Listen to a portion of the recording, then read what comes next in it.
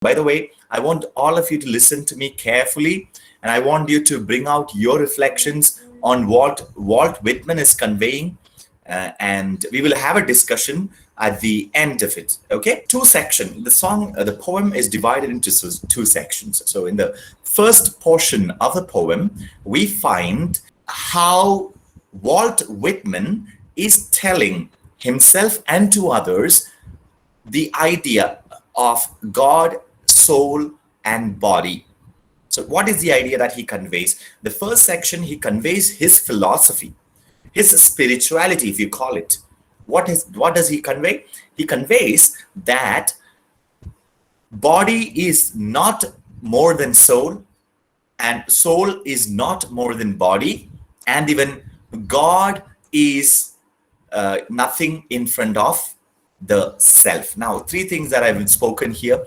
So what he is trying to convey is the first section of the poem is that self is important than anything else. Okay, self is important than anything else. So in that particular poem, what do you mean by self? Now, he says self is nothing but the union of body, soul, and God. Now, the concept of God as such, he is not very much interested. And he says he is not at all worried about the idea of God. And his idea of God is nothing more than the self. Okay, so that's the first section of the poem that he conveys. And he also goes on to say, okay, I would come to that after we read the lines once again for us to refresh.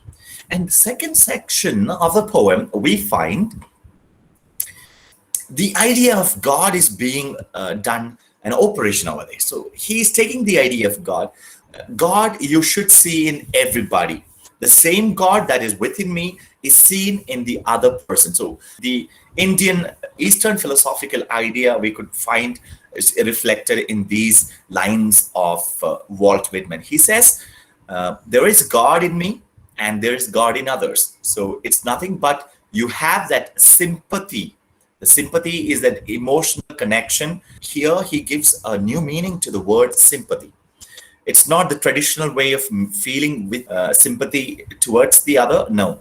Sympathy here, what he means is that the ability to see the God that is within me in others. So that is the new connotation that he has given for the word sympathy in this poem. So the second portion, he analyzes his idea of spirituality or his idea of philosophy, wherein which he has to see God in oneself and in others. So you should have that sympathy. That's the second portion of the poem that we are looking into. Okay, so I hope you have understood the main two sections of a poem. In section 48, we can divide it into two. Okay, two topics are being discussed over here. So let's quickly have a look at this particular poem. So here we have Walt Whitman's A Song of Myself, section 48. Read the poem or recite the poem for you. I have said that the soul is not more than the body. And I have said that the body is not more than the soul. And nothing, not God is greater to one than one's self is. And whoever walks a furlong without sympathy walks to his own funeral dressed in his shroud. And I or you, pocketless of a dime, may purchase the pick of the earth. And to glance with an eye or show a bean its poured confounds the learning of all times. And there is no trade or employment, but the young man following it may become a hero. And there is no object so soft, but it makes a hub for the wheeled universe. And any man or woman, let your soul stand cool and composed before a million universes. Second portion. And I say to mankind, be not curious about God, for I, who am curious about each, am not curious about God. The bracket, no array of terms can say how much I am at peace about God and about death. I hear and behold God in every object, yet understand God, not in the least, nor do I understand who there can be more wonderful than myself. Why should I wish to see God better than this day? I see something of God each hour of the 24, and each moment then, in the faces of men and women, I see God. And in my own face in the glass, I find letters from God dropped in the street. And everyone is signed by God's name. And I leave them where they are. For I know that wheresoever I go, the others will punctually come for ever. Okay, so that is the poem. I hope you have a refreshed once again about the poem and the lines. Let's quickly go through each of the lines. Okay, so we have the first few lines. That is, I have said that the soul is not more than the body, and I have said that the body is not more than the soul, and nothing, not God, is greater to one than one's self is. Okay, so that's the first four or three lines. Okay, now what is he trying to convey? So as I've told you, Walt Whitman is a transcendentalist, and he has individuality shown in his philosophical idea in this poem very vividly. Now, he brings out a new idea which is completely away from the idea of Christianity that was prevalent in those days. The Christianity would tell us that soul is everything and the body is sinful. So that was the notion of the Christian theologians until the Vatican II Council happened. So until then, even the Christianity, the Christian religion had the same notion. So body is something that pulls us to be on this earth and pulls us to do or tempts us to do sins. According to Christianity, the idea is that you avoid sin as much as you can and be living a virtuous life so that you can inherit the kingdom of God or the so-called heaven. Now, body is an hindrance, then you have to play down upon the body. If you look at the history of the church, you could also find the certain monastic monks used to have whips made of glass pieces and skin of the animals, and they used to whip themselves.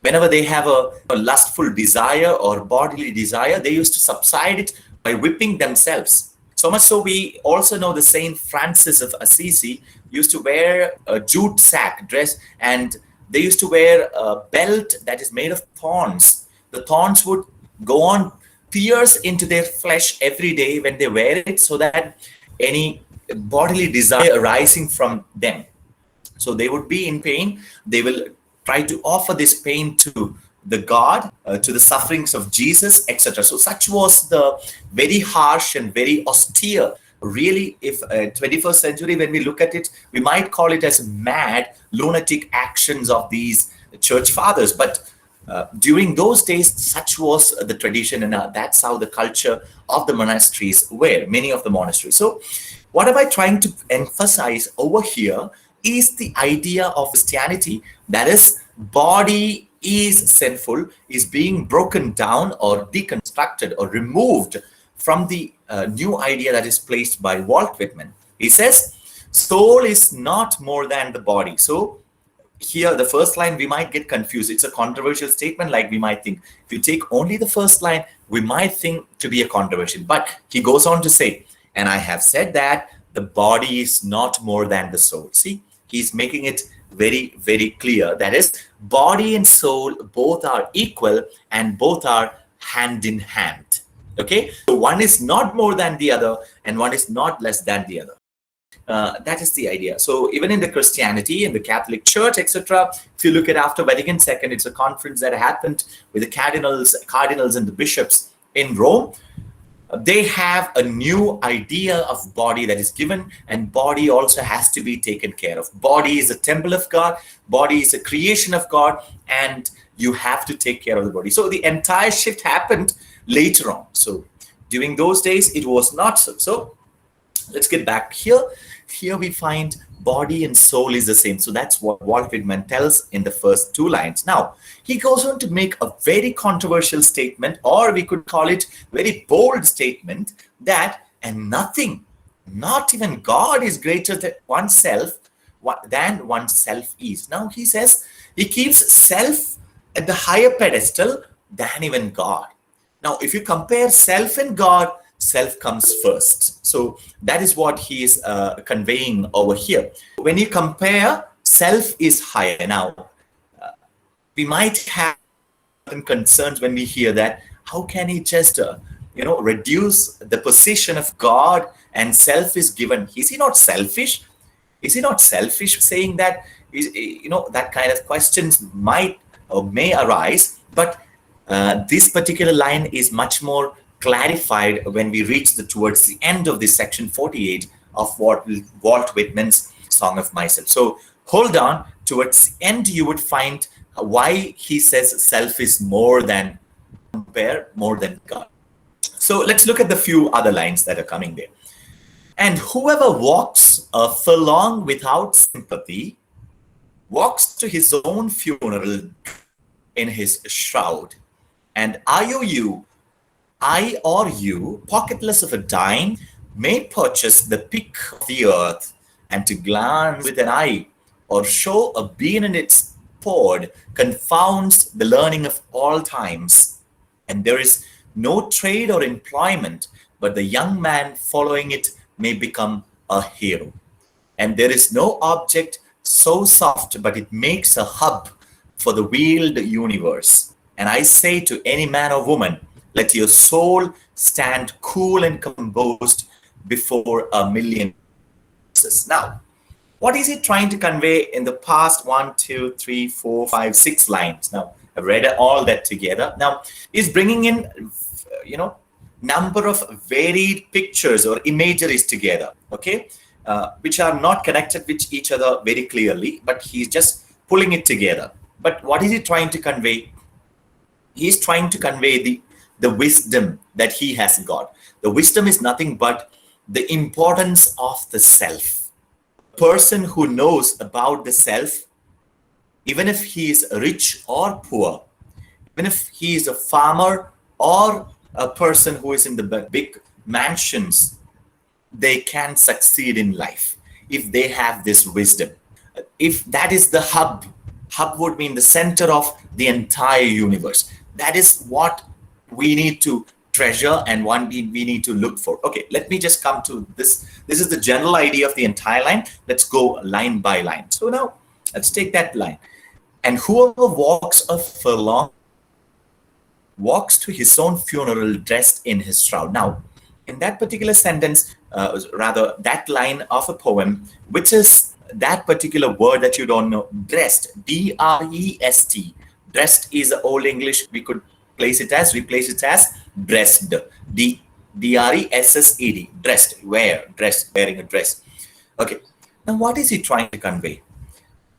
Whoever walks a furlong without sympathy. Now, what do you mean by furlong? Furlong is the eighth of a mile. Now, here, when I checked off this particular line, I found when we look at the etymology of the word furlong, it comes from two words. That is, F-U-R stands for furrow, F-U-R-R-O-W.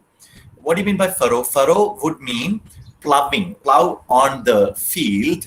You make a furrow. Furrow is long. Long would mean a time. Now, furrow and long. Furrow long would mean it's a measure that is being conveyed. How much a man or an oxen can plow in a day. That is known as a furrow long. So that is the same thing here when you look at in the spirit of this particular poem, furlong comes. Now, if you imagine a person, a furlong without sympathy walks to his own funeral dressed in his shroud. So if you could imagine the imagery of this line is, if a person who is plowing on the field with his head looking, so he would be seeing the furrow that he is making with a plow and the oxen that is walking forward, and there is that line that is following. Now, if the person does not have sympathy, he also just goes to his funeral into that furrow. So that kind of a very, very far-fetched imagery he has brought in. What is he trying to convey? Now, I want you to look at this idea of sympathy that he's trying to convey here. Now, sympathy, a person, normally every person will have this emotional connect. If you and I have this particular sympathy, we are normal human being. Now, there are other person who are not even emotional, who are, those person who does not even care for their own death. Now, how are we looking at our own death? How are we looking at our own death? We find it something dreadful, and we have in the corner, even if we say that we are brave, in the corner of our heart, there is that tinge of fear that is hidden.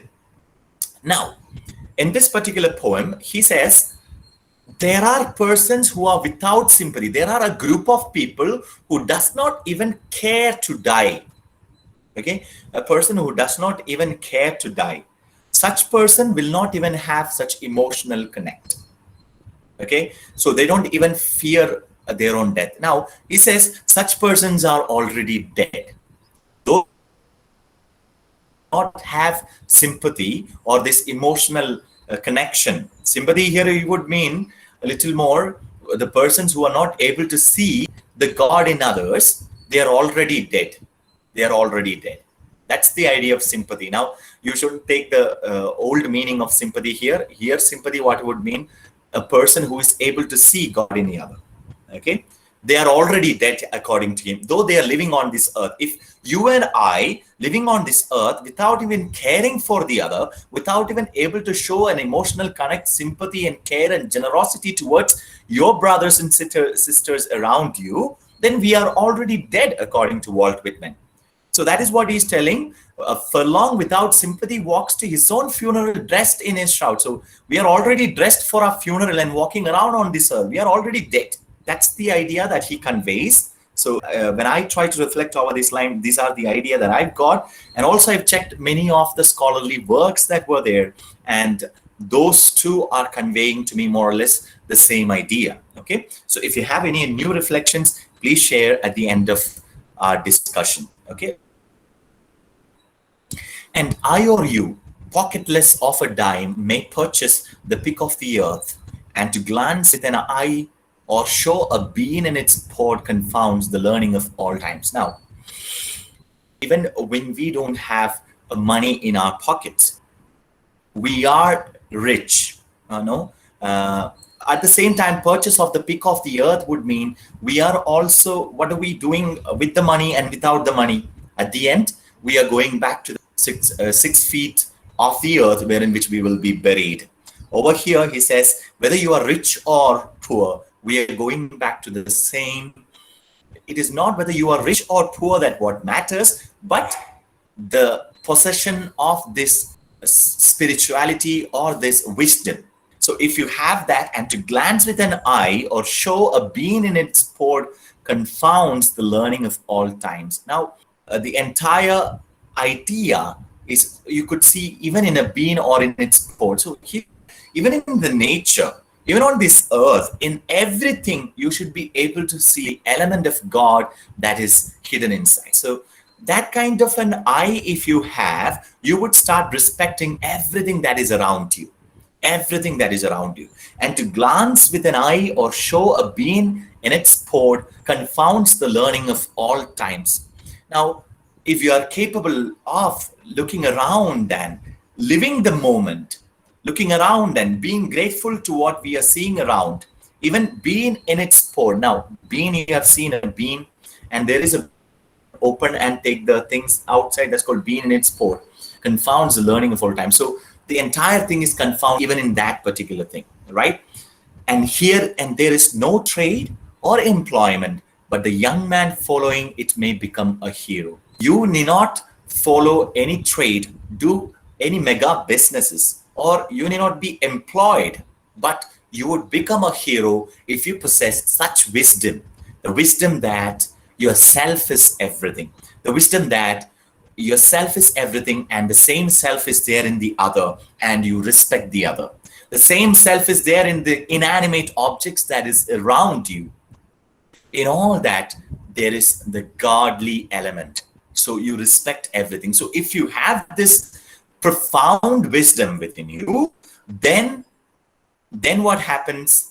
You become a hero, and there is no object so soft, but it makes a hub for the wheeled universe. Now, this is the softest and the most profound thing that would become the hub of the universe. Okay, of the wheeled universe. What do you mean by the wheeled universe? The cyclical nature of the universe. And I say to any man or woman, let your soul cool and composed before a million universes. So if you have this profound knowledge or wisdom of your own self and the self of the other, and the presence of God within you and in the other human beings and in the entire world, then let your soul stand cool and composed before a million universes.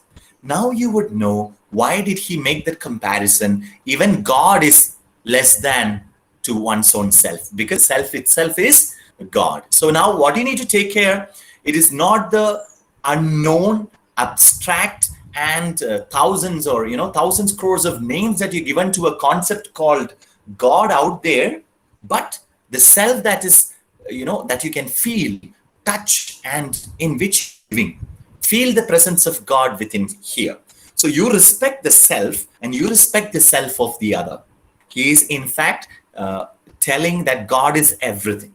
Everywhere it is God. We live, move, and have our being in God. So that is one of the lines from St. Paul, if I have not mistaken. So when he says God is not greater than one's own self, he is actually affirming that God is the self and self is God. So he is giving the prominence to God there. Song of Myself, 48th section, the first portion. So sympathy here means God you can see in you and others. Now, if you don't have that sympathy, you are already dead. You are already dead and you're journeying towards your tomb, with the dress that you have worn, etc. So that's the idea that he conveys. So he says, have the sympathy is the second thing. So that is the wisdom that he's speaking about. And he says, whether you are rich, whether you are employed or not employed, you are a businessman or not a businessman. If you have this particular profound wisdom, you can have the hub of the universe. Hub means the center of the universe within you. Okay, because you have it. And he says, you feel cool and composed when you have this profound wisdom. So you will not be worried about anything on this world. Okay, that is mainly the crux of the first portion of the poem.